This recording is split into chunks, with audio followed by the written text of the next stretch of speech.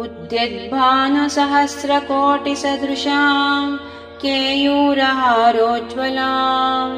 बिम्बोष्टिं स्मितदन्तपङ्क्तिरुचिरां पीताम्बरालङ्कृतां विष्णुब्रह्मसुरेन्द्रसेवितपदां तत्त्वस्वरूपां शिवां मीनाक्षीं प्रणतोऽस्मि सन्ततमहं कारुण्यवारां निधिम् मुक्ताहारलसत्किरीटरुचिरां पूर्णेन्दुवक्त्रप्रभां शिञ्जन्नूपुरकिङ्किणीमणिधरां पद्मप्रभाबासुरां सर्वाभीष्टफलप्रदां गिरिसुतां वाणीरमासेवितां मीनाक्षीं प्रणतोऽस्मि सन्ततमहं कारुण्यवारां निधिम् श्रीविद्यां शिववामभागनिलयां ह्रीङ्कारमन्त्रोज्ज्वलां श्रीचक्राङ्कितबिन्दुमध्यवसतिं श्रीमत्सभानायकीं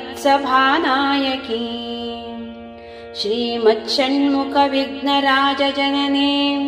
श्रीमज्जगन्मोहिनीं मीनाक्षीं प्रणतोऽस्मि सन्ततमहं कारुण्यवारां निधिम् श्रीमत्सुन्दरनायकीं भयहरां ज्ञानप्रदां निर्मलां